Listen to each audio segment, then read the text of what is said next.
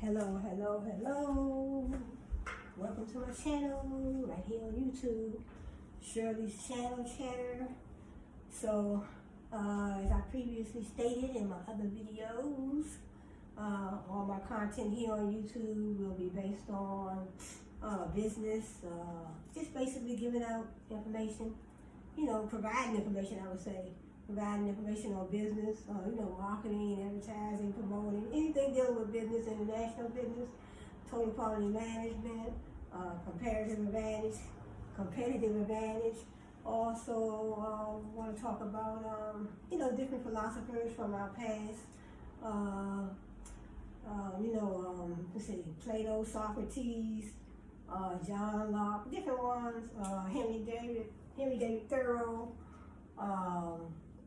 and also want to get into some other gentlemen, that was very instrumental in our past, Sir Isaac Newton. So I think I've already talked about some of these that I named on my other videos, but there's so many different ones, so many philosophers, so many painters, so many artists, just so many different people that were, very instrumental in our past as far as enlightening us on different things. They just brought so much information that, a lot of their views are used today. So a lot of their views are used today. And I want to get into I wanted to go back and talk about Christopher Columbus, Balboa, and all those explorers that we talked about in high school. I want to talk about some of those. I want to go back in time with that. I also want to I want to get into slavery and the history of it. And so when I did my research previously, I found out that slavery was in the Constitution, that it was legal in certain states. So that's something I found out later on, even though I studied it, and we talked about it in high school. And I want to talk more about the Declaration of Independence, who signed it, Thomas Jefferson and all those signers of the Declaration of Independence. So it's just so much information that I can bring to my channel when I think about it. A lot of stuff I studied, I learned in, Strayer University in my time, now Strayer University, and my time in high school.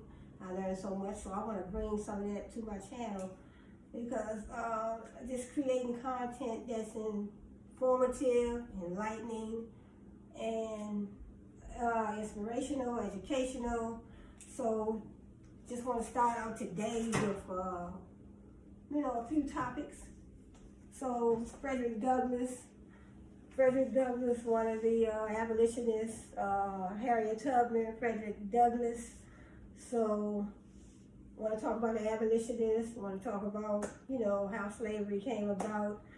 And also I wanted to get into, all our black African-American, I would say, all our African-American abolitionists. So they said, according to my research so far, they said Sojourner Truth and Harriet Tubman, and then, of course, Frederick Douglass. So I just wanted to find out whether or not there was any more African American abolitionists. So far my research just gave me two. It said the two most famous black women, women abolitionists were Sojourner Truth and Harriet Tubman. Both were well known in their time and are still the most famous of the black women who worked against enslavement. So if I was back there at that time, I would have worked against slavery too. But when I heard that slavery was a part of was legal it was in the Constitution, so it was legal. They could own slaves in different states, like Virginia, New York. And it says Frances Ellen Watkins Harper and Maria W. Stewart are not known.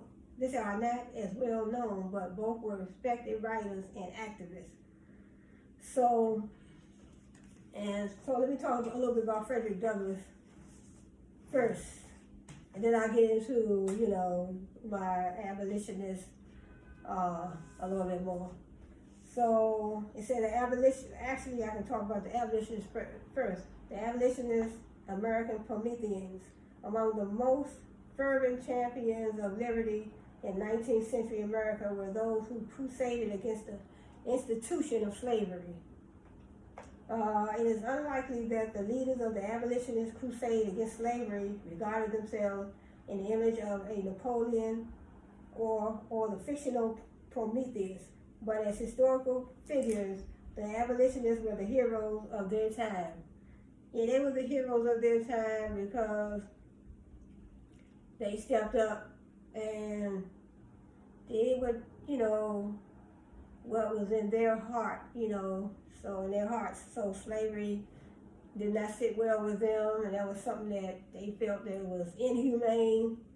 So I just think if certain people in our past would not have stepped up and, Martin Luther King, different ones, if they would not have stepped up, then where will we be today? We've come a long way, but we still have a lot. We still have a lot to do. We have a long way to go. And then it says they fought against the enslavement of Africans and their descendants, a practice that had prevailed in America since the 16th century.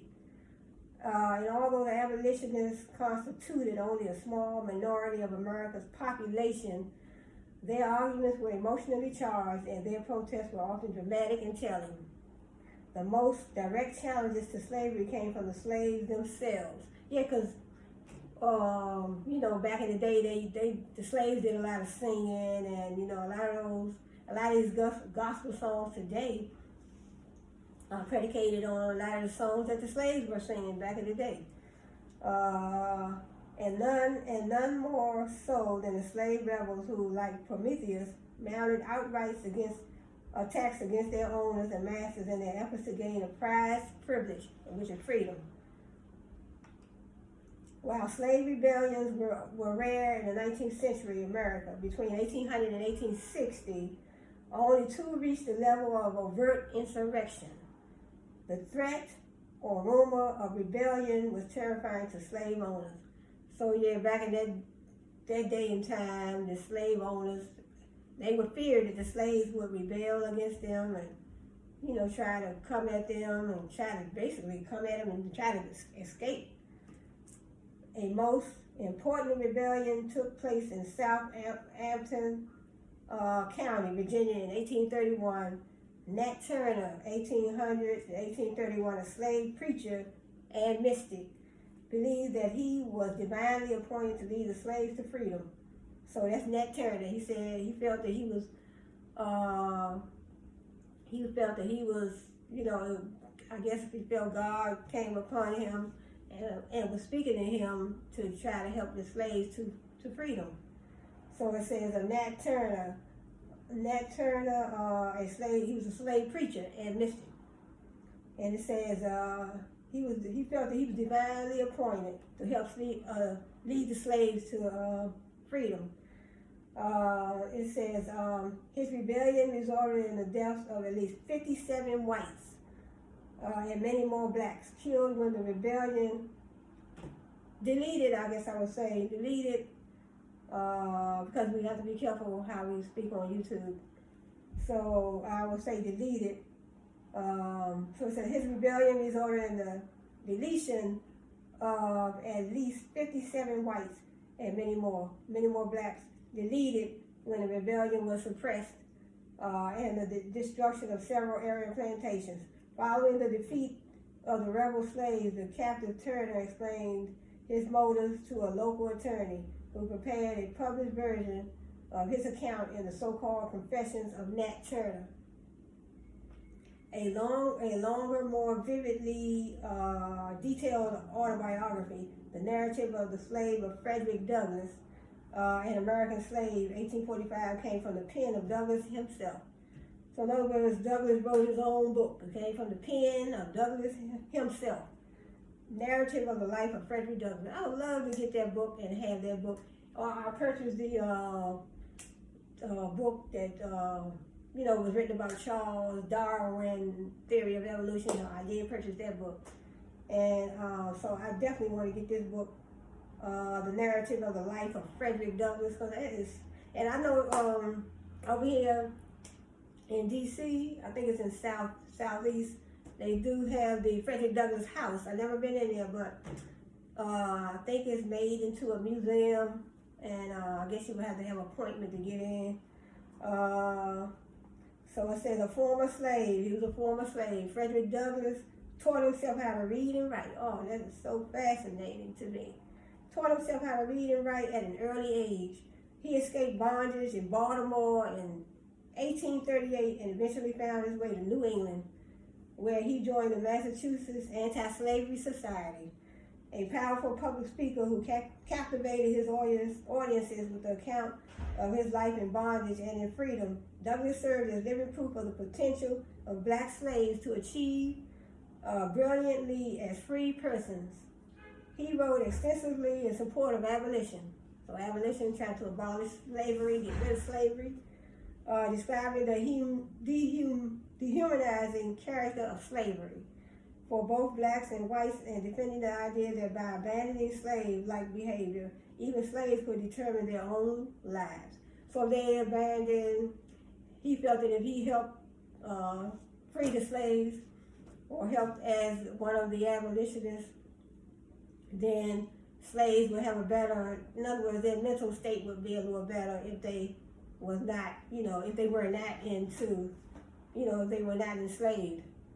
So he said, for both blacks and whites, and defending the idea that that by abandoning slave-like behavior, so they abandoned slave-like behavior, then even slaves could determine their own lives. So if they could get away from their masters and get rid of that slavery behavior, that's in the mind, So on occasion he employed high irony in these accounts, as is the case with his justification of theft as a moral act if perpetrated by a slave against his master. And it says, though it is unlikely that Douglass had in mind any reference to the Promethean theme, the parallel is not without significance. A slave's right to steal comes from a revised and enlarged version of Douglass' autobiography, My Bondage and My Freedom, which he completed in 1855. My Bondage and My Freedom. I want to be sure, if you don't get any other book, get that book, My Bondage and My Freedom. And this is something he wrote, they said, with a pen himself.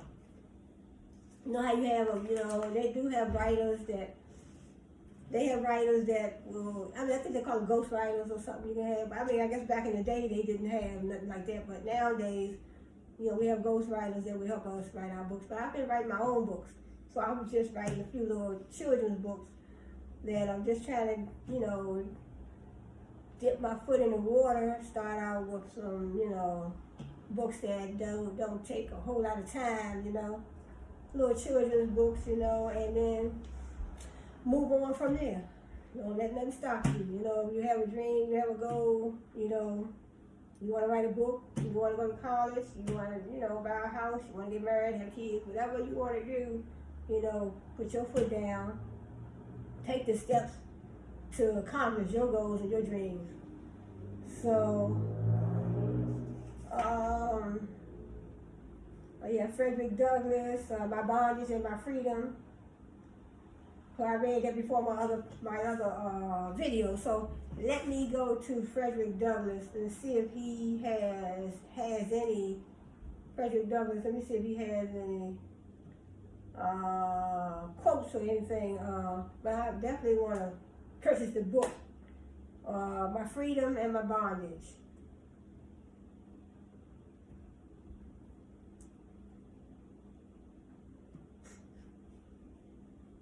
So let me see what else they said. That it says on here for Frederick Douglass.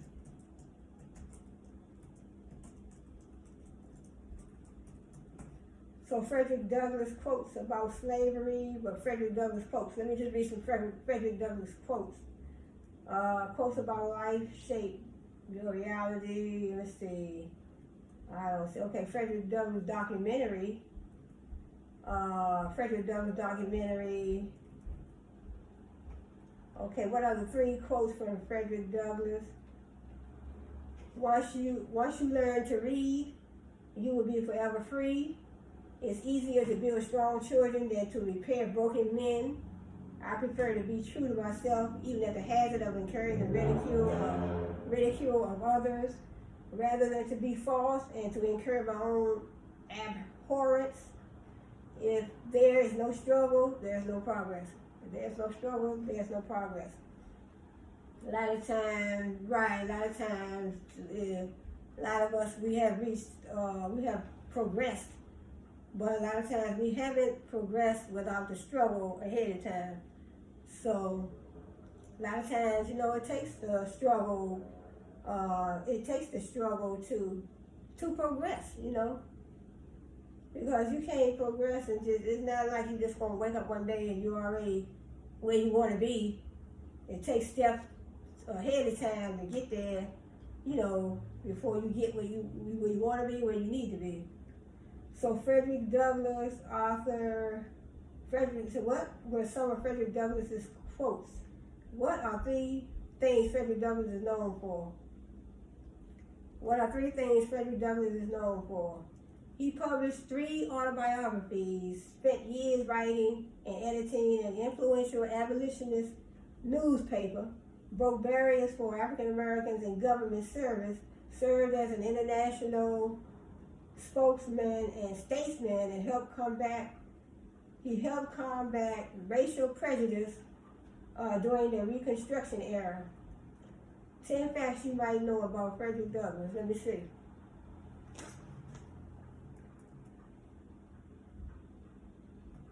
So in other words, he taught himself how to read and write, and then he advanced to, moving to getting, jobs in the government, and wrote several autobiographies. He escaped slavery. Frederick Douglass escaped slavery at age 20 and went on to become one of the most important political activists fighting for emancipation and the equality of all people. He published 3 autobiographies, spent years writing and editing an influential abolitionist paper. He broke barriers for African Americans in government service, served as an international spokesman and statesman, and helped combat racial prejudice during the Reconstruction era.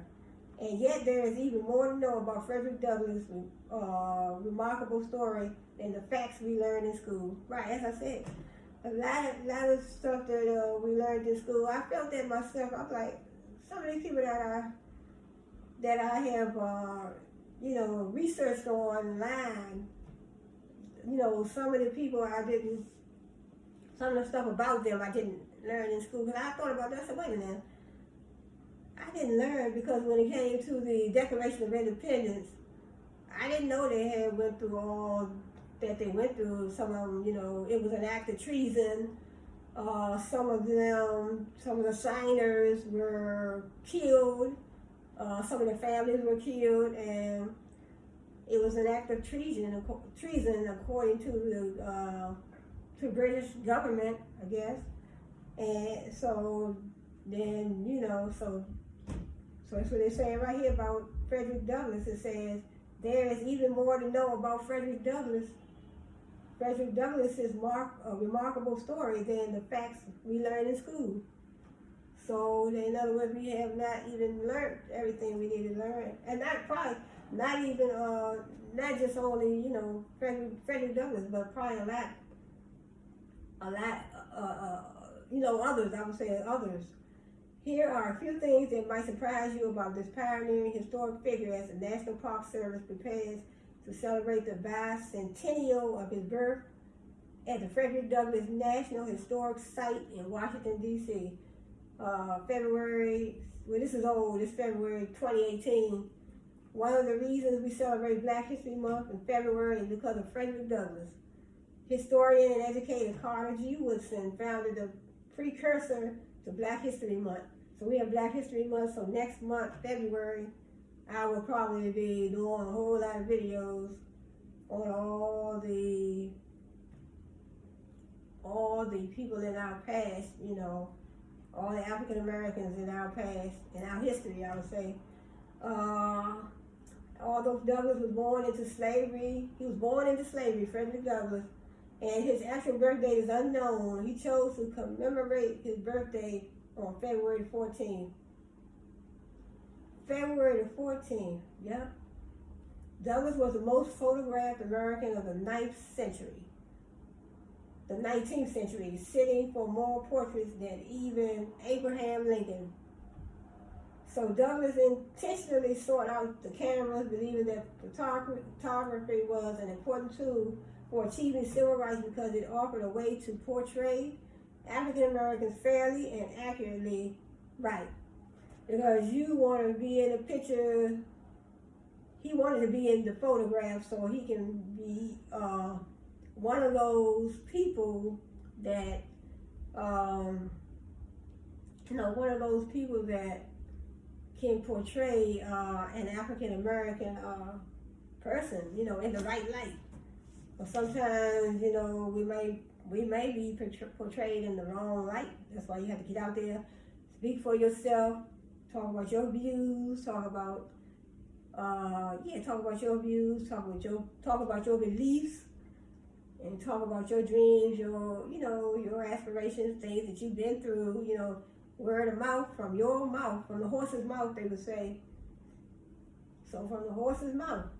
So also it says, Douglass intentionally sought out the cameras, believing that photography was an important tool for achieving civil rights because it offered a way to portray African Americans fairly and accurately in a better light, I guess. He intentionally did not smile for the camera, in part because he wanted to counter happy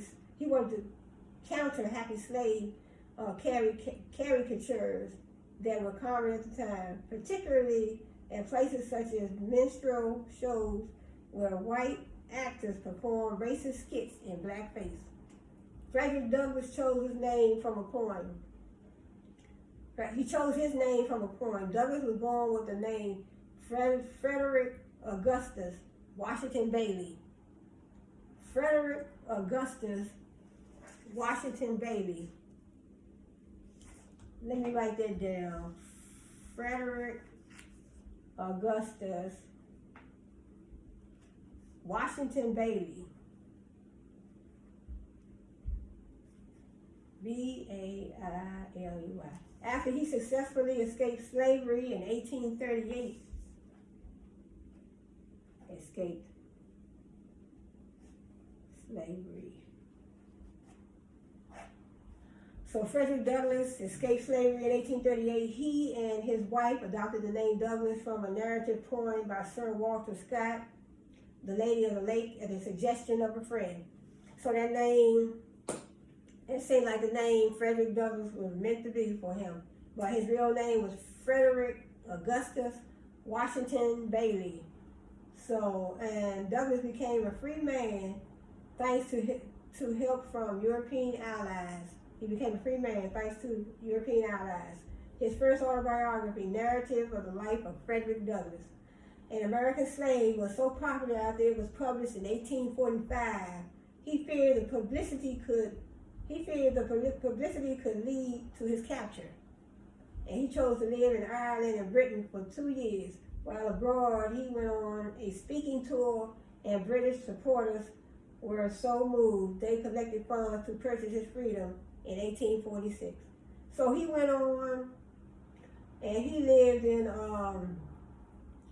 So he went to live abroad for a couple of years because he didn't want to be captured again and become a slave again. So while he was abroad, he went on speaking tours. So he went on all these speaking tours, and then he had a lot of British supporters. They helped him along and purchase his freedom. So it says he had a lot of British supporters. He went around speaking all over town, I guess.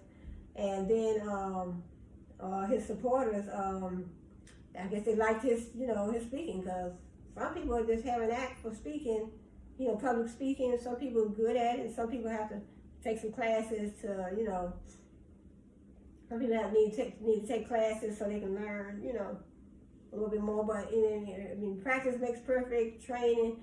I mean, I always say training for everything. You know, anything you want to do, there's, you know, training for everything. So it says he chose to live in Ireland and Britain for 2 years. While abroad, he went on a speaking tour, and his British supporters were so moved. They collected funds to purchase his freedom in 1846. So they collected funds to purchase his freedom. Then we go down here. Douglass was the only African American to attend the first Women's Rights Convention, held in Seneca Falls, New York, in 1848.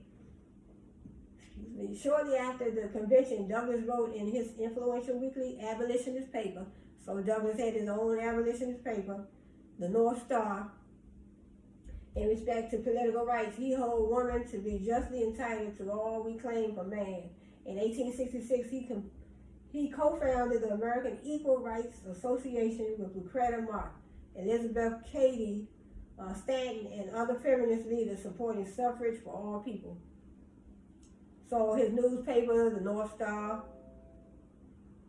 So he went on, you know, several speaking engagements, and his British supporters, they liked him so much, they paid for his freedom.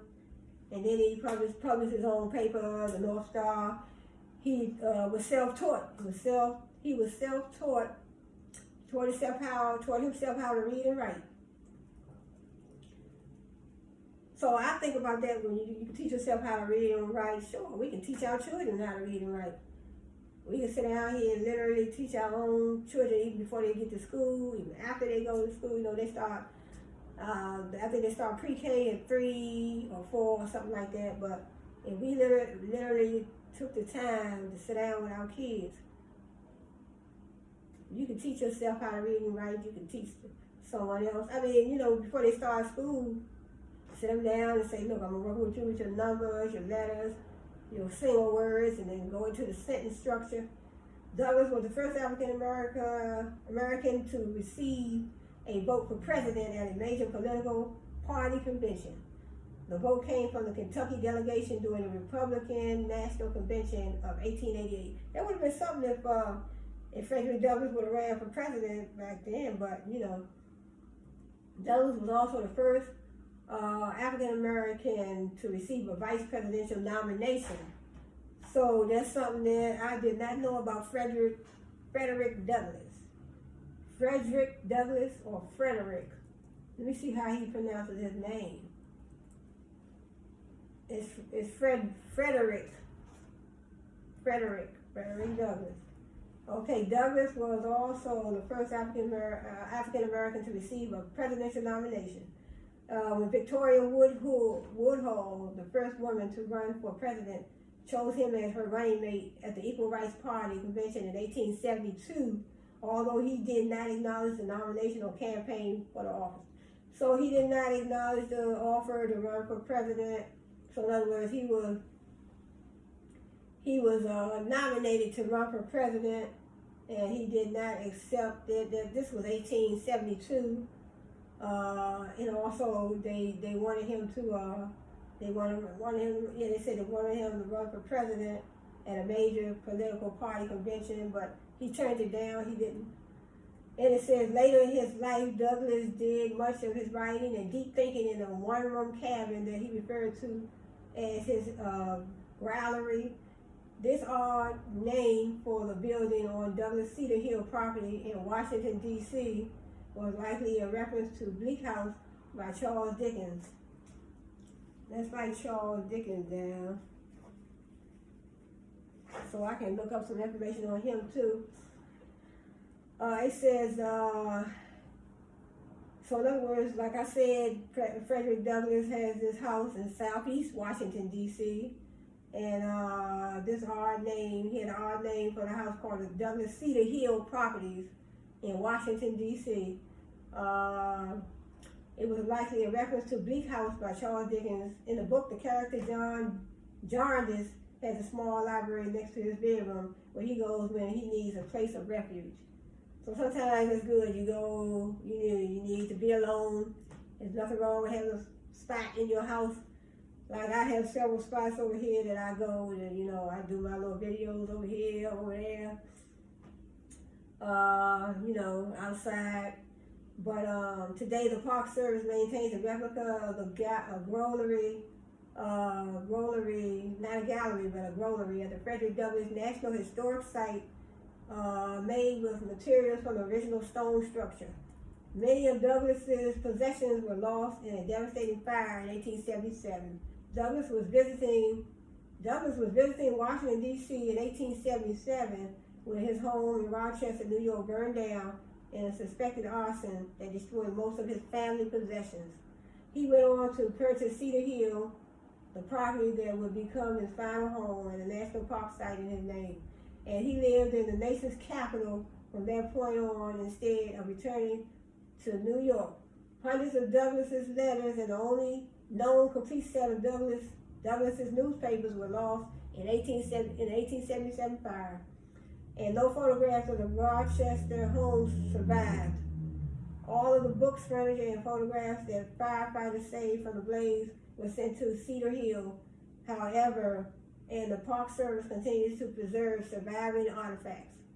From his collection of walking canes to the violin, he taught his grandson to play.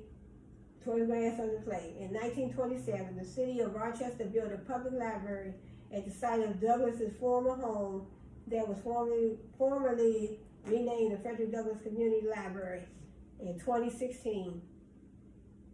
So they had a library named after him. So the city of Rochester, they built a public library. So the city of Rochester. So if you can get out, if you're near that, go to the Frederick Douglass home. So the Frederick, city of Rochester, they built a public library. I would love to go to that library, but I'm nowhere near that city. So the city of Rochester built a public library at the site of Douglas's former home that was formerly renamed the Frederick Douglass Community Library in 2016. So they built a library right there in the site of his former home. So that is good. That's a beautiful legacy. So that's Frederick Douglass. So let's look up Sojourner Truth, Harriet Tubman. We have William Lloyd Garrison, Lucretia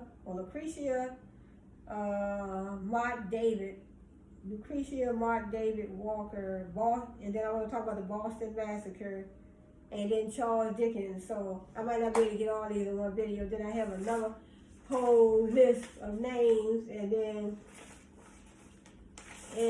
I got some names here, some names here. So, and then it's just so many in our history that I want to shed light on. So let's go to Sojourner Truth. So Frederick Douglass, yes, they still have the Frederick Douglass house that's right in Washington, D.C.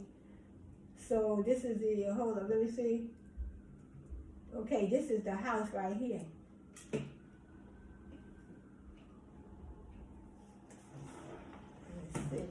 Let's see. I don't know if my cord's gonna reach, but that's the Frederick Douglass house. And then, let me see. Frederick Douglass house. Let me see, I saw a picture. Oh, there you go right there. And that's Frederick Douglass right there. I guess just got through reading. Frederick Douglass.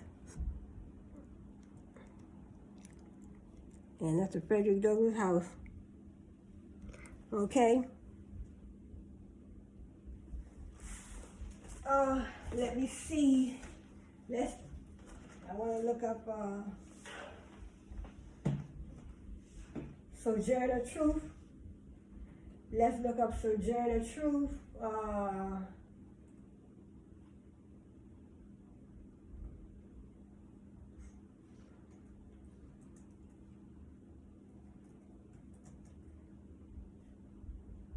Sojourner Douglass. I don't know if this is anything relating to, it says Sojourner Douglass College. I don't know if they naming that after Sojourner Truth and Frederick Douglass. I can check with that. Sojourner. Let's talk about Sojourner Truth. Sojourner Truth. Sojourner Truth. Oh, so that's a lady, right? Sojourner Truth was an American abolitionist of New York, Dutch heritage, and a women's rights activist. Truth was born into slavery in Swarthmore, New York. Died November 26, 1883. Sojourner Truth. So it says, what is Sojourner Truth mostly known for? So Sojourner Truth, she was a former slave. Just like Frederick Douglass, he was a former slave, but he went around speaking, around town, and then some British supporters paid for his freedom, so he became free, and he had, he wrote the book, he wrote the paper, the North Star. He wrote the paper, the North Star. So we come into Sojourner Truth, a former slave, became an outspoken advocate for abolition.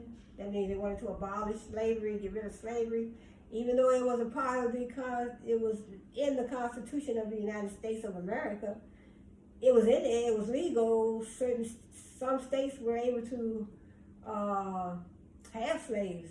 They were able to own slaves. It says she was outspoken. She was an outspoken advocate for abolition, temperance, and civil and women's rights in the 19th century. So we also, we have Elizabeth Cady Stanton, Harriet Tubman, Frederick Douglass, William Lloyd Garrison. So we'll get to him next. Sojourner Truth, let me see. Narrative of Sojourner Truth. So they have books on all of them. People have written books on all of them. So the narrative of Sojourner Truth, 1850. That's a book. Memoir of Elizabeth. The memoir of old Elizabeth. They look like Sojourner Truth too. Okay, let me find some more about here. This right here, Sojourner Truth. Former slave. Okay, Sojourner Truth was a former slave. Hold up, let me go here. A former slave. Sojourner Truth became an outspoken, I get a lot of these pop-ups on this computer. A former slave, Sojourner Truth became an outspoken advocate for abolition, temperance, and civil and women's rights in the 19th century. Her Civil War work earned her an invitation to meet President Abraham Lincoln in 1864. So her Civil War work earned her an invitation to meet the President of the United States, Abraham Lincoln. That was 1864. So that is a great honor.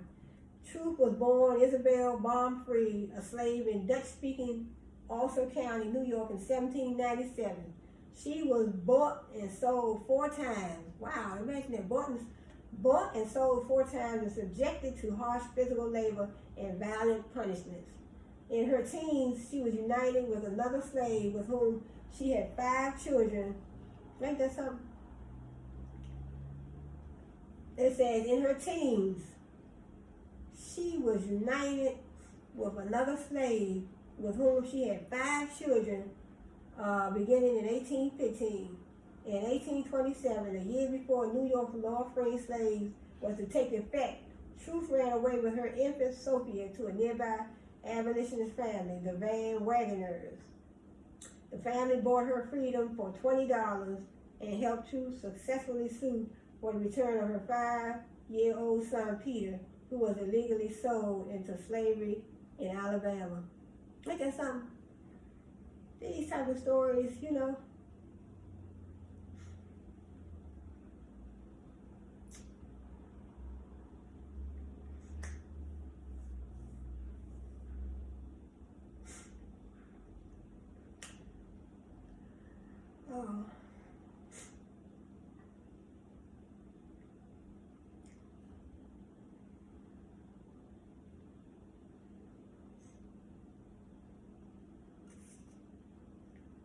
So, these type of stories sometimes hard to relived, you still reliving them when you read them. Truth moved to New York City in 1828 when she worked for a local minister. By the early 1830s, she participated in the religious revivals that were sweeping the state and became a charismatic speaker.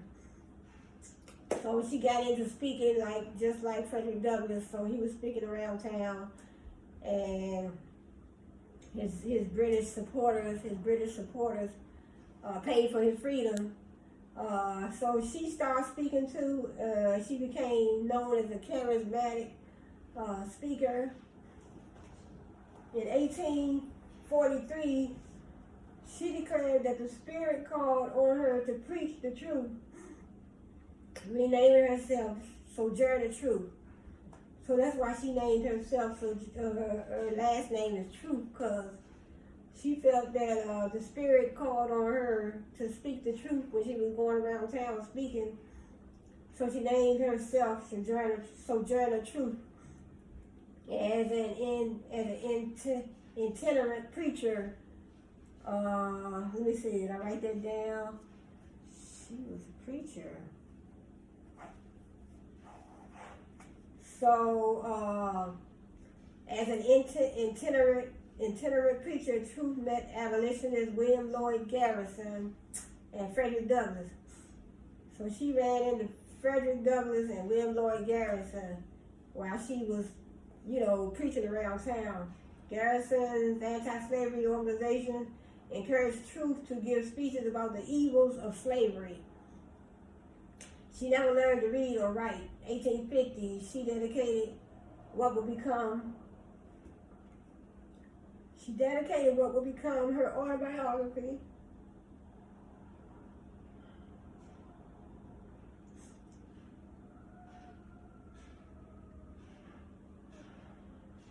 Yeah, she never learned to read or write. She dedicated what would become an autobiography, the narrative of Sojourner Truth, to Olive Gilbert, who assisted in its publication. Truth survived on sales of the book. Truth survived on sales of her book, which also brought her national recognition. She met women's rights activists, including Elizabeth Cady Stanton and Susan B. Anthony, as well as temperance advocates. Both causes she quickly championed. I ain't know that was gonna touch me like that, but just reading over this, it's something else what they had to go through.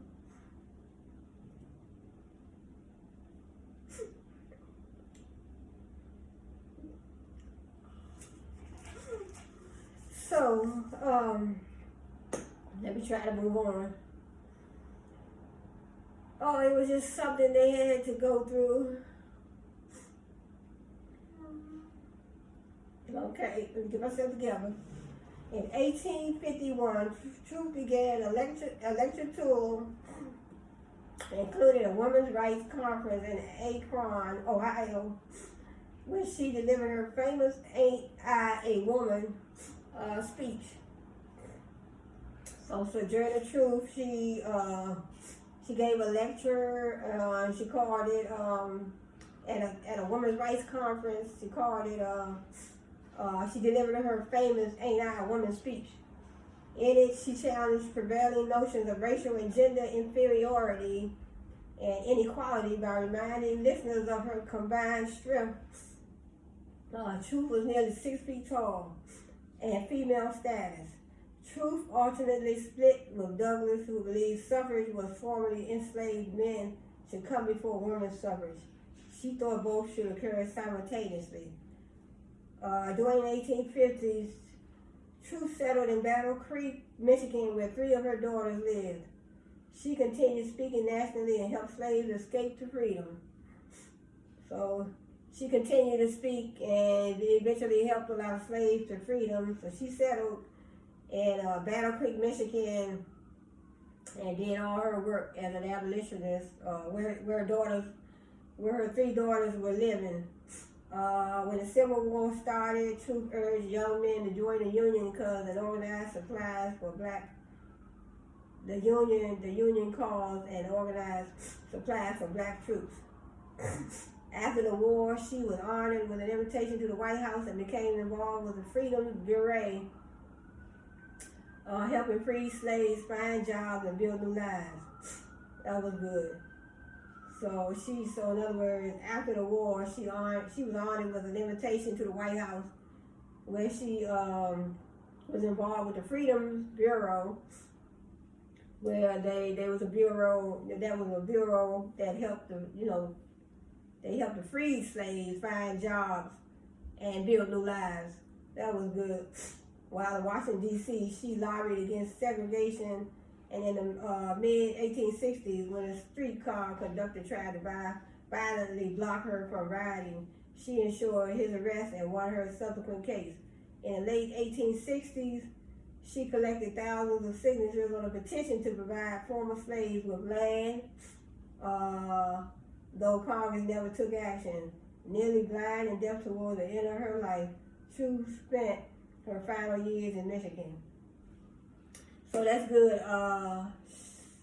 Sojourner Truth. So she linked up with Frederick Douglass. And William Lloyd Garrison, but eventually she cut ties with Frederick Douglass because he wanted to deal with the men's suffrage first, and she wanted to deal with the women's, but she felt that they should occur simultaneously. So eventually she cut ties with Frederick Douglass, and then she went on to do the things that she wanted to do as far as public speaking, and so that's Sojourner Truth. So let's look at, let's go to Harriet Tubman. Let's look at Harriet Tubman.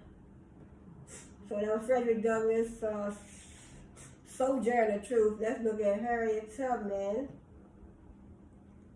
Because I know they do have some schools. I know around here we have a elementary school named after Tubman, Harriet Tubman.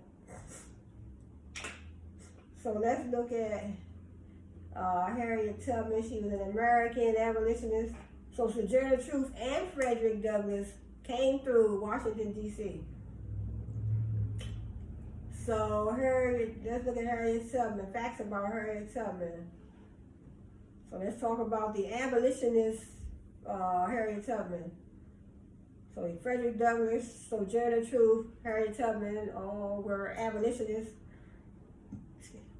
wanting to, work towards abolishing. I guess I would say slavery.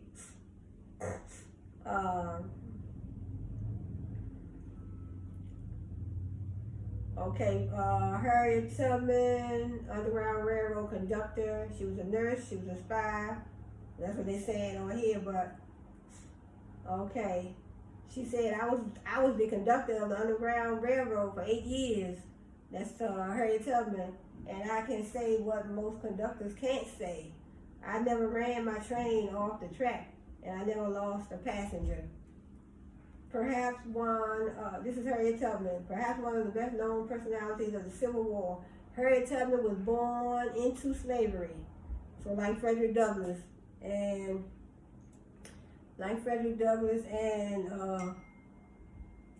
Sojourner Truth. Like Frederick Douglass and Sojourner Truth, Harriet Tubman also was born into slavery.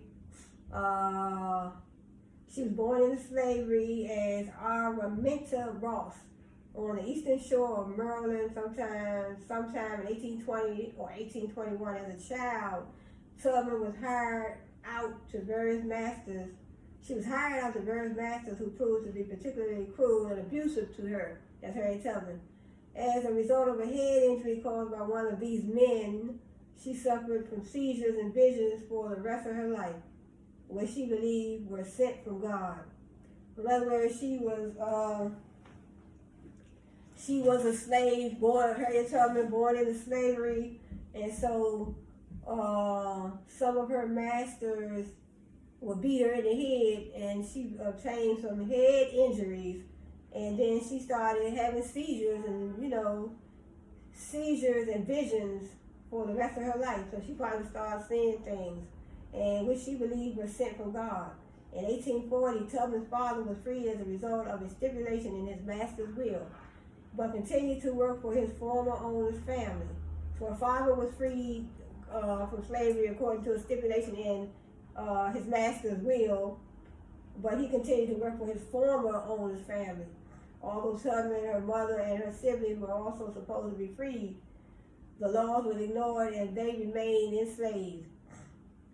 So Harriet Tubman, she was supposed to be freed according to a stipulation, but she was not freed. Tubman married a free black man in 1844 and changed her first name from Araminta to Harriet. So she got married. Let me see who this is.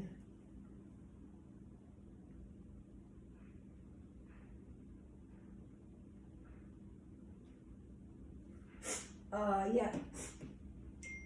In 1840, Tubman's father was freed. So let's move on down. Tubman married a free black man in 1844 and changed her first name from Araminta to Harriet. And oh yeah, let me show you. I want to show you. Let's see. This is Harriet Tubman right here.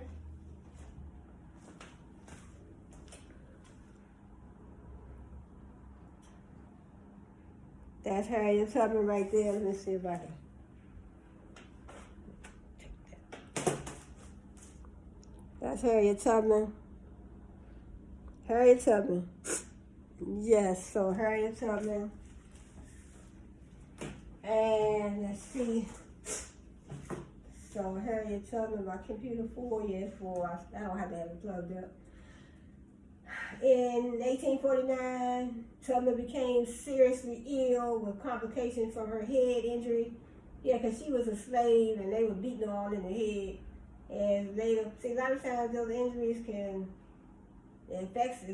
affects us later on in life. You know, when you get hit in the head and, you know, you took a bad fall or something in your younger days, and you get older, you know, you might you might need a cane or something to walk, but it says Tubman became seriously ill with complications from her head injury because they were beating her in the head so much as when she was a slave. She was born a slave. Decided to sell her, and she was beaten in the head, and her owner decided to sell her but could not find a buyer. After her owner's sudden death, the family began selling off all the slaves. After her owner died, so the family began selling off all the slaves. Not wanting to have her family separated, Tubman was determined to escape. So she was determined to escape. So her master died, and the other family members, the owners of the rest of the family. In other words, the owner died, but he probably had other family. And so his family probably took over and they started selling all the slaves off, and Harriet Tubman was still a slave. So she had in her mind, you know, I'm trying to escape.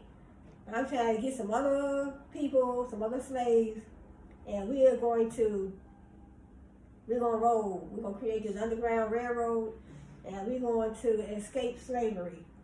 So a first attempt in which Tubman was accompanied by her brothers was aborted when they had second thoughts. Tubman decided to try again on her own, and she escaped via the Underground Railroad into Pennsylvania.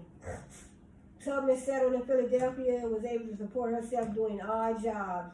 So she escaped by herself to Philadelphia and started working little odd jobs. But in 1850, I guess she probably felt, look, I get out first, I work these jobs, save some money, and I go back to help other slaves escape. But in 1850, word came that her niece and her 2 children were to be sold. So word came that her niece and her 2 children were going to be sold. Tubman was determined to help and went back to Maryland. With the assistance of her brother-in-law, Tubman was able to bring her niece and 2 children back safely to Philadelphia. This was the first of many trips that Tubman would make to lead family members and others to freedom. On one expedition, Tubman contacted her husband in the hopes that he would follow her to Pennsylvania, but he had remarried and preferred to remain in Maryland. So she contacted her husband and tried to get him to come help her free these slaves, but he had remarried. Over the course of 11 years, Tubman rescued over 70 slaves from Maryland and assisted 50 or 60 others in making their way to Canada. During this time, her reputation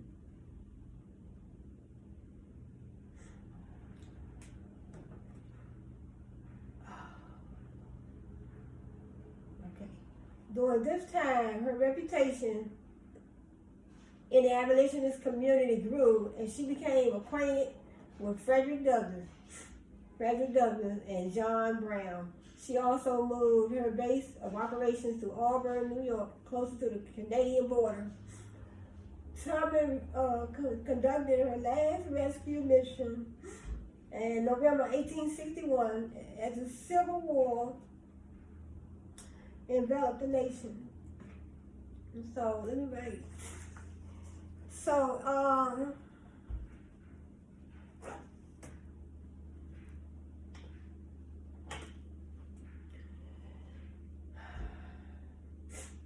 Tubman offered her services to the Union Army, and in early 1862, she went to South Carolina to provide badly needed nursing care for black soldiers and newly liberated slaves. Yes, well, it's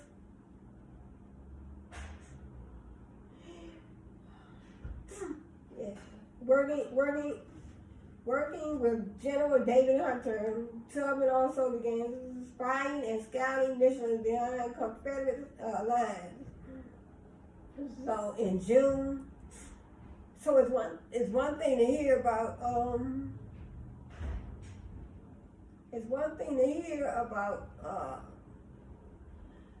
these type of things. You know, we learn about slavery in school, but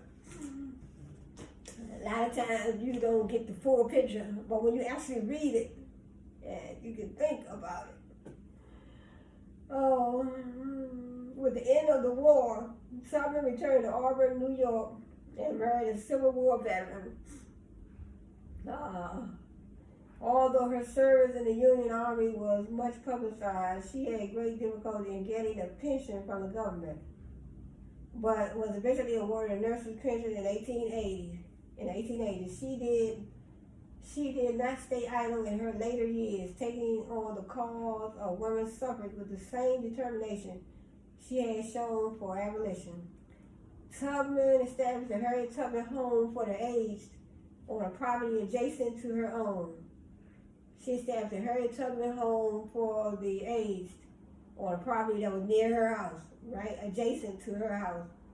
After undergoing brain surgery to try to alleviate the symptoms from the head injury that had plagued her since childhood and being essentially penniless, Tubman was forced to move into the home herself in 1911. Wow. She was forced to move into the home that she created for the, she created a Harriet Tubman Home for the elderly people, say for the aged, the elderly people. So, she had brain surgery, and then after that she ended up having to move into this Harriet Tubman Home for the aged. The home that she created. So she ended up moving into that. She died there in 1913. She died there on March 10th, 1913. 1913, surrounded by family and friends. She was buried with military honors at Fort Hill Cemetery in Auburn. So Harriet Tubman, 1913. So, it's good to read up on these. So I think that's all for Harriet Tubman. Let me see who else we have.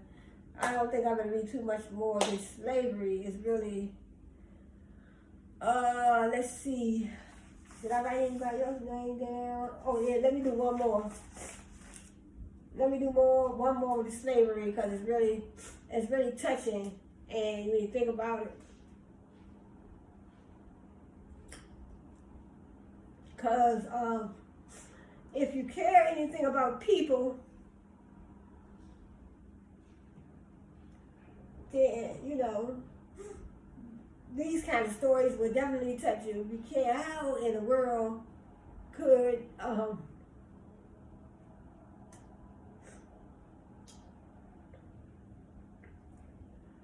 okay, let me talk about William Lloyd Garrison. I think that will be the last one, because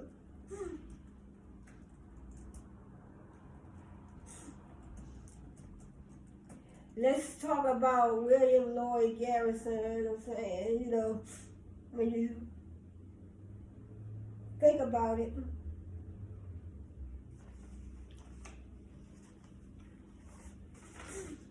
you're like, what gave you the right? Okay,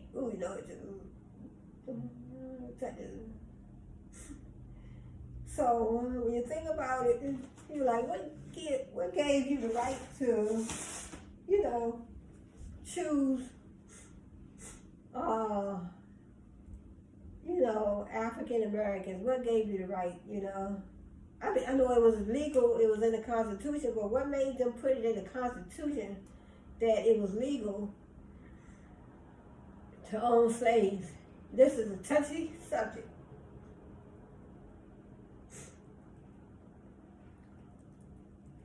Okay, let's read a little bit about William Lloyd Garrison, and I think I might go back to how slavery first started, and then that'll be it. Okay, William Lloyd Garrison, he was born December the 10th, 1805 in Massachusetts. He helped lead the successful abolitionist campaign against slavery in the United States. So, he helped the abolitionist movement.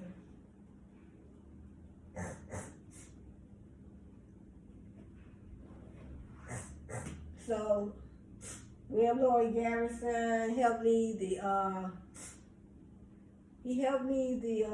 successful abolitionist campaign against slavery in the United States. Garrison was the son of an itinerant seaman who subsequently deserted his family.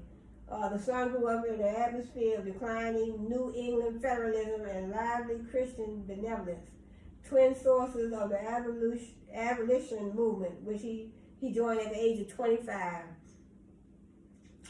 As editor of the National Philanthropist in Boston in 1828, and the Journal of the Times, beginning Vermont in 1828 to 1829, he served his apprenticeship in the moral reform cause.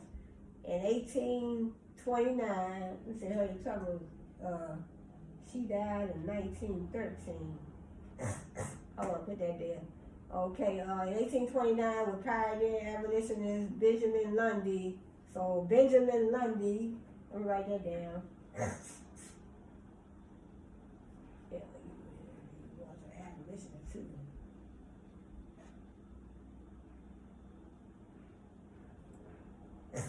Okay, he became co-editor of, in 1829, with pioneer abolitionist Benjamin Lundy. He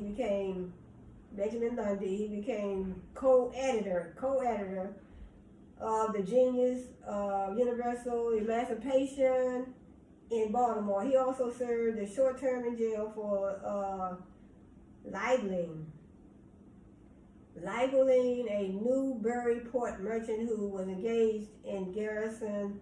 He was engaged in the coastal slave trade. Okay, Newburyport merchant who was engaged in the coastal slave trade. Sometimes I read so fast I miss the line. Released in June 1830, Garrison returned to Boston, and the following year he began publishing The Liberator. So Garrison published a book called The Liberator.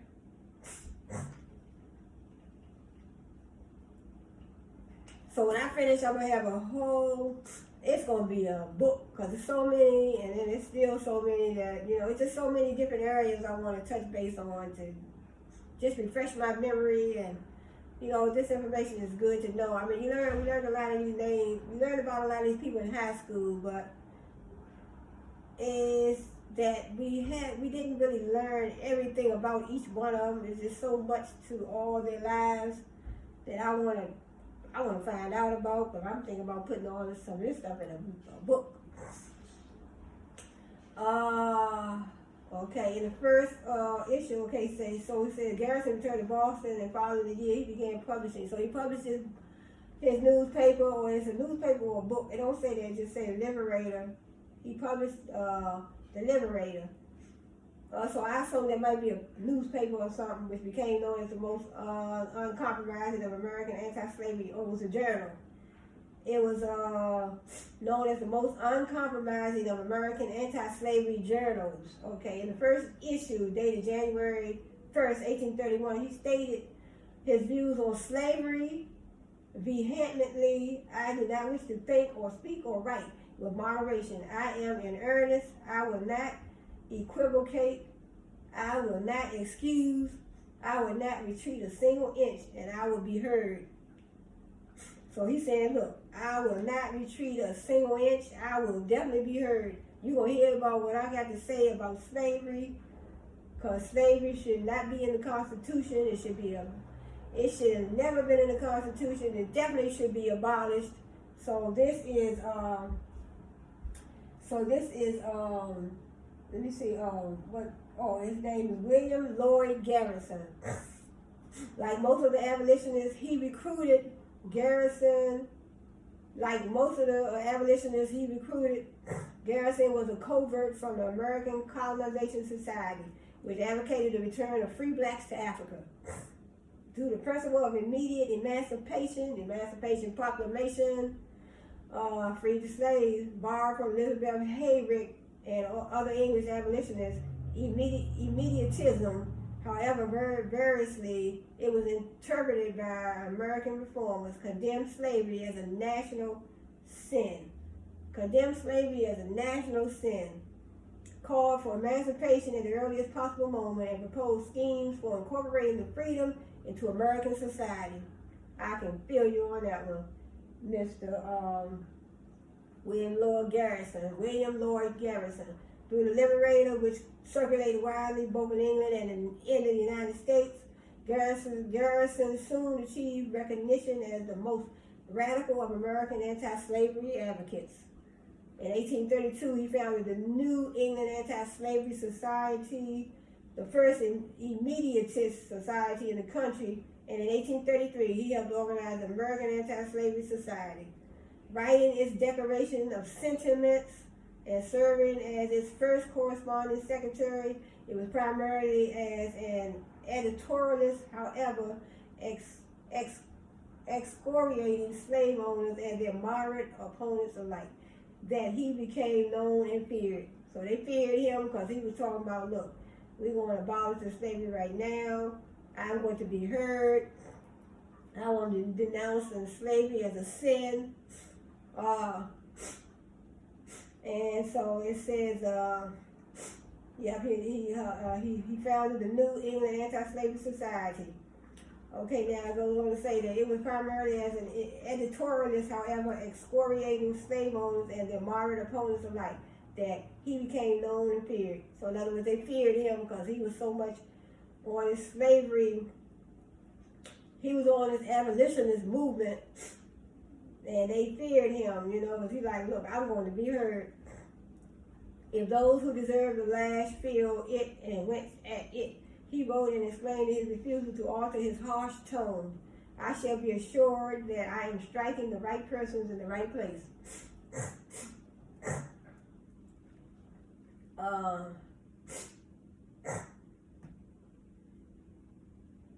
So that's what he said. He said, look, I will be heard. In 1837, William Lloyd Garrison In the wake of our financial panic and the failure of abolitionist campaigns to gain support in the North, Garrison renounced church and state and embraced doctrines of Christian perfectionism, which combined abolition, women's rights, and non-resistance in the biblical injunction to come out from a corrupt society by refusing to obey its laws and support its institutions. From this blend of pacifism and anarchism came the Garrisonian principle of no union with slaveholders. So the Garrisonian principle, no union with slaveholders, formulated in 1844 as a demand for peaceful northern secession from a slaveholding South. So slaves were held in the South. In 1840, Garrison's increasingly personal definition of the slavery problem had precipitated a crisis within American anti-slavery society. A majority of whose members disapproved of both the participation of women and Garrison's no government theories. The ascension reached the climax in 1840 when the Garrisonians voted a series of resolutions admitting women and thus forced their conservative opponents to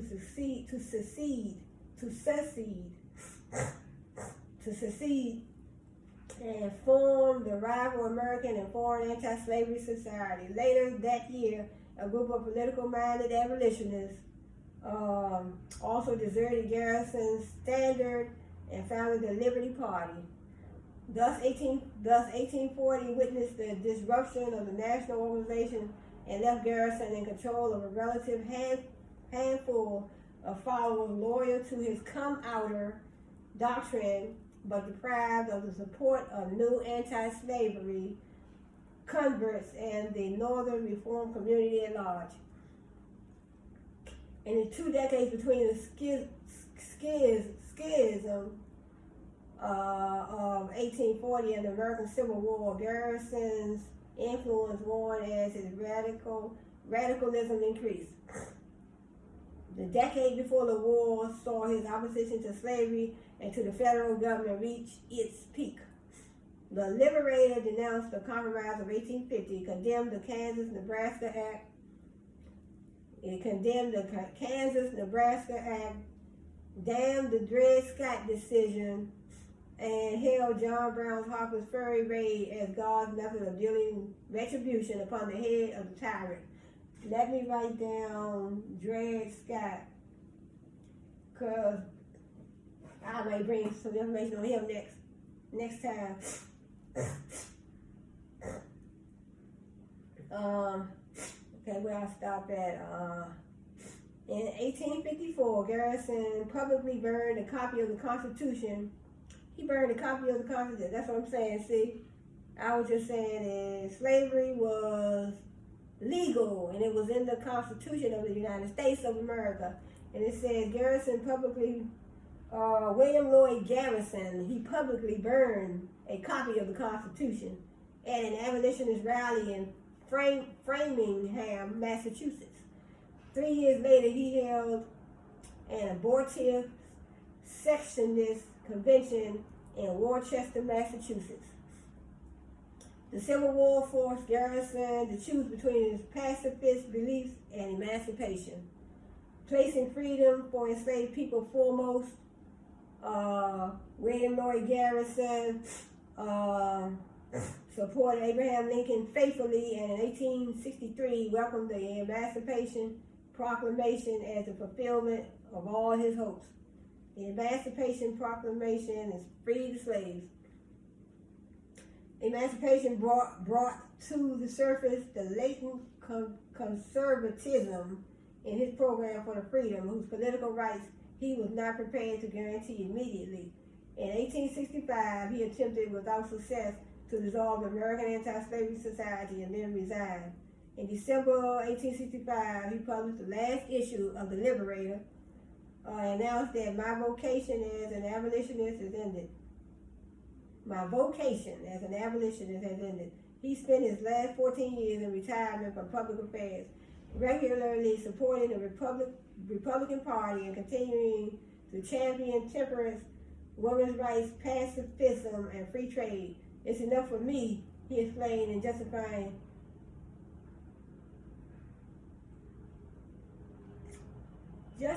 his refusal to participate in radical, egalitarian politics that every yoke is broken and every bondman set free. So it is very important. I'm so glad that we do celebrate Black History Month, and it is so important. February is so important. And so when you know, a lot of times we think about things, we like, when they say, oh, it's in February, it's Black History Month, but it's very important. Oh, it's very important. So I think that is it for. Let me do one more. Let me do and then I'm gonna do two more things. One, I want to go. Let me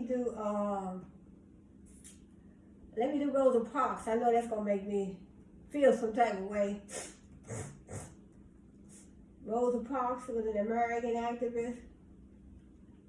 So I see that these people, even like when I was doing my videos, or when I did my couple videos on the philosophers, musicians, artists, painters, and they paved the way for a lot of musical talent that we have out here today, rap stars, country rap, R&B, so they paved the way in the musical genre, I guess I would say, in the musical arena. But when it comes to Frederick Douglass, Rosa Parks, Harriet Beecher Stowe, Sojourner Truth, and William Lloyd Garrison, different ones. So when it comes to these, they paved the way. Martin Luther King and a whole lot of them, civil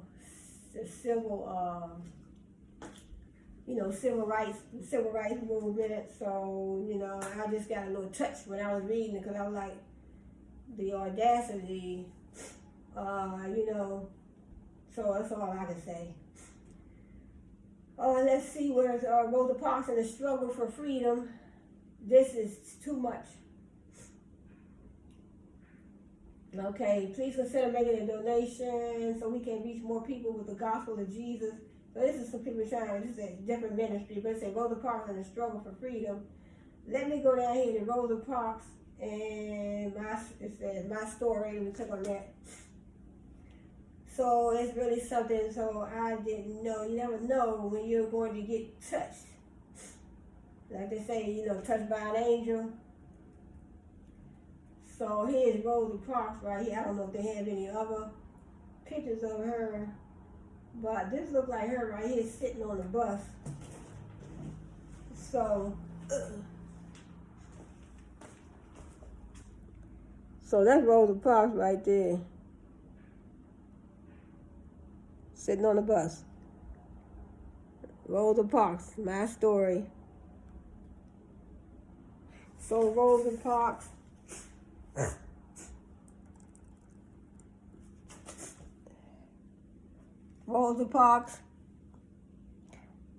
So Rosa Parks is best known for the day she refused to give up her seat on a segregated bus, sparking the Montgomery, Alabama bus boycott.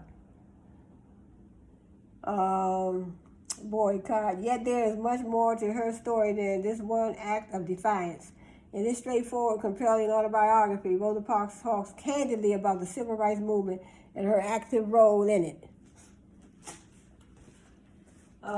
So that's Rosa Parks. I showed you a picture. She was very beautiful. But she died in 2005. 1913 to 2005. Okay, let me see. Wait a minute. Well, they didn't. Oh, okay. Wait a minute. Hold up. Let me go. This don't seem to be giving me the information that I need. On Rosa Parks.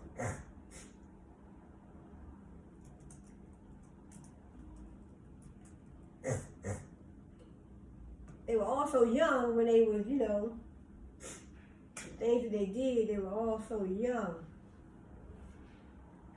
Rosa Parks' biography, accomplishments and quotes.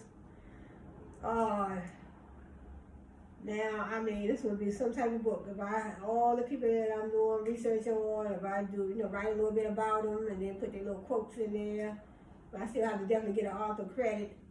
I have to definitely have a reference page. But this sounds like a good book. This would be a real good book. Rosa Parks, she was born February 1913. Okay, she was born February 1913. They said, I think that was Harriet Tubman. I just read, it said she died in 1913. I think that's what, yeah.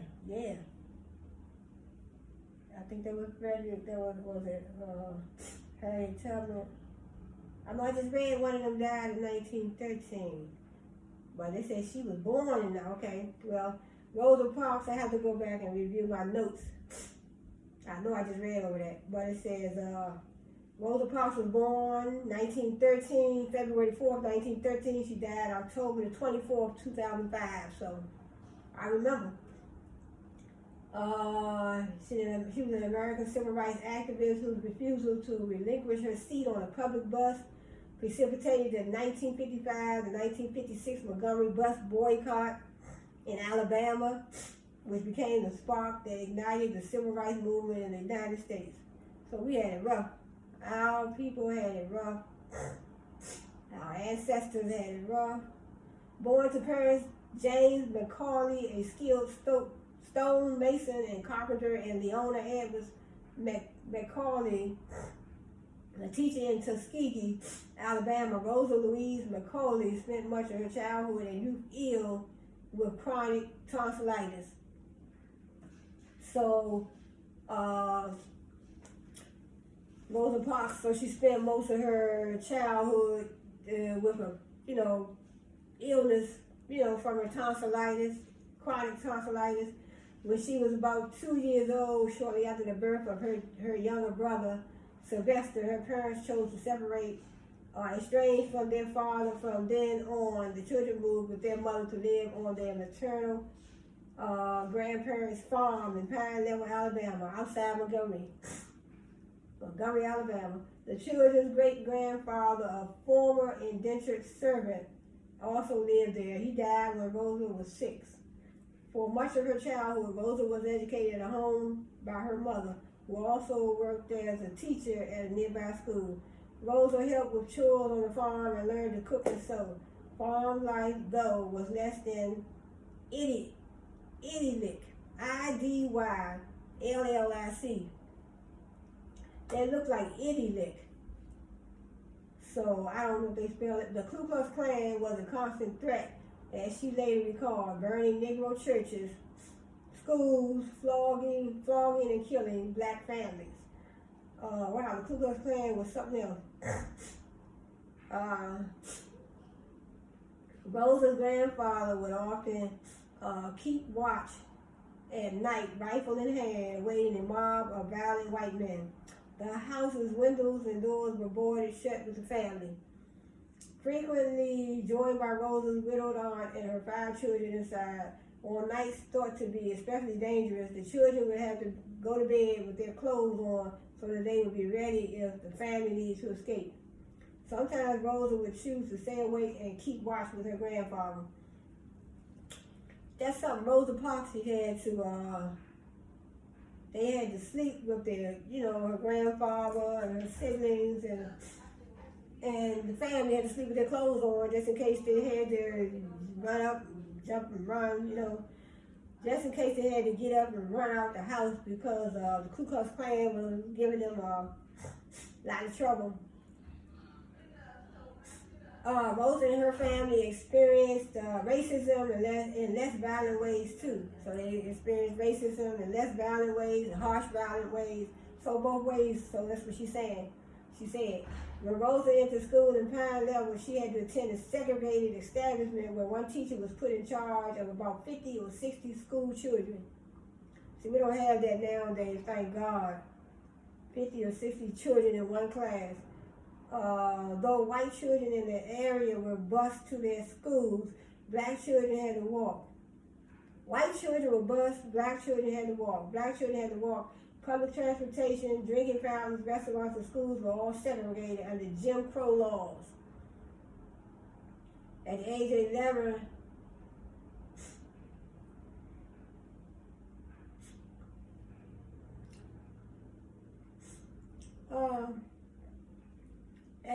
of 11, Rosa entered the Montgomery Industrial School for Girls, and where black girls were taught regular school subjects alongside domestic skills. She went on to attend a black junior high school for 9th grade and a black teachers college for 10th and part of 11th grade. At age 16, she was forced to leave school because of an illness in the family, and she began cleaning the houses of white people.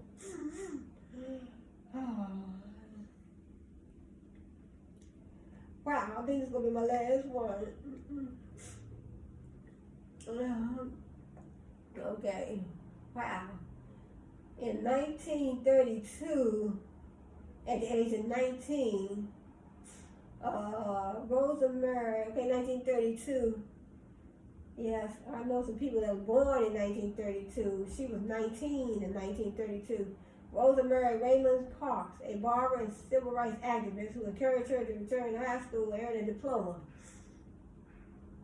That's one of the reasons why I went on and got my degree, because I know that back in the day, when you think about slavery, when you think about they didn't want us to read, they didn't want us to write, and when I had the opportunity and it was made possible and available to me, I always said, so I went and got my degree because I already knew. In 1943, she became a member of the Montgomery chapter of the National Association for the Advancement of Colored People. And this is, I didn't even write her name down. Did I write her name down? Rosa Parks. She later made a living as a seamstress in 1943. Okay, I read it. Became a member of the Montgomery chapter of the National Association for the Advancement of Colored People. Yep. Advancement of Colored People. On December 1955, Parks was riding in crowded. In December 1st, 1955, she was riding a crowded Montgomery city bus when the driver, upon noticed that there were white passengers standing in the aisle, asked Parks and other black passengers to surrender their seats and stand. So she came along before. So 3 of the passengers left their seats. So they wanted to try to make her get out of her seat because there was some white passengers standing. So she was on a crowded Montgomery city bus. So in Montgomery, Alabama city bus. And I automatically thought it was Montgomery County, but it's Montgomery, Alabama. It just say Montgomery City, but it's Montgomery, Alabama. 3 of the passengers left their seats, but Parks refused. She was subsequently arrested and fined. So it says, when the bus driver noticed that some white passengers, so she was on the bus, she was on a crowded bus, Montgomery, Alabama, and when a bus driver saw there was some white passengers standing up and she was sitting down, so I'm like, what gives you the right to try to take her seat? And she paid her fare, but I mean, back then it was like that prejudice, racism, so